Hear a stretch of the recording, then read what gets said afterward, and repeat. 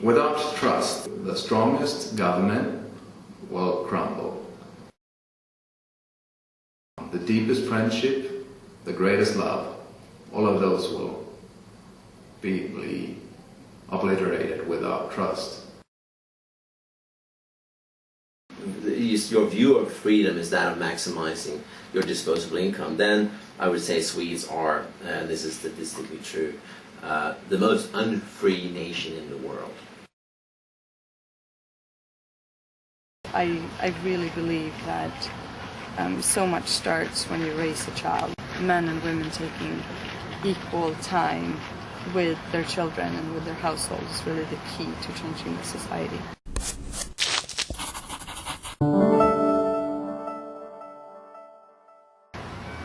Hi, my name is Cecilia. I'm 31 years old and I work for the Swedish Guide and Scout Council.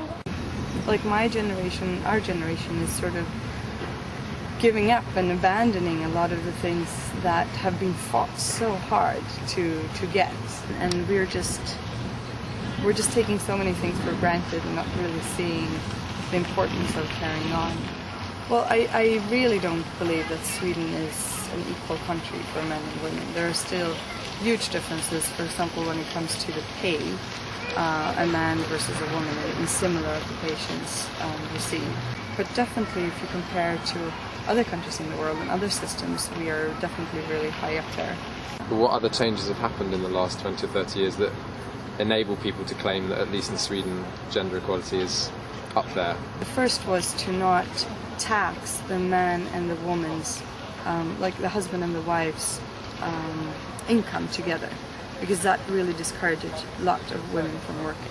And the second one was the paternity month. It was actually the Liberal Party that mandated 1 month for the father in the 90s, and that has really made a huge difference in men taking out more and more paternity leave.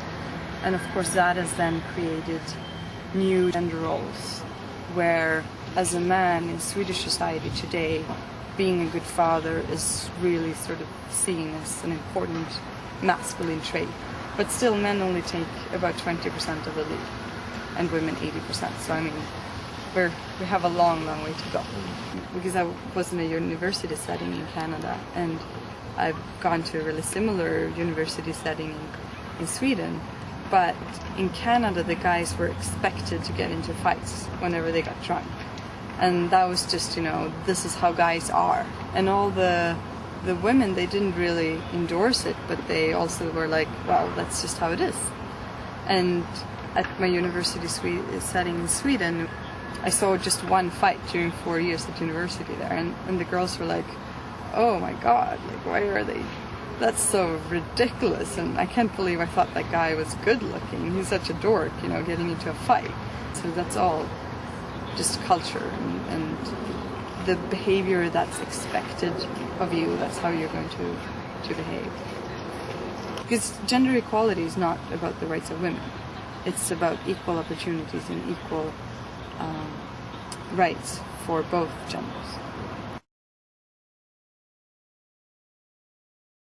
But sometimes this way of creating the society when the Social Democrats have been in power has been disempowering to individuals. So it's been too much. You don't need to think like the government will think for you, and I think that's really dangerous. And you can see how entrepreneurship has gone down and not enough companies are created in Sweden. Would you say you're proud to be Swedish? Yeah, absolutely. I'm very, very proud to be Swedish. And why is that? Well, I've lived abroad twice and I've also traveled, and I think the Swedish society is really, really good in lots of ways. And I think, not everything is great, but I think we have lots of advantages, and I think we have lots to learn a lot of other countries in the world about having quite fair and equal society. Yeah.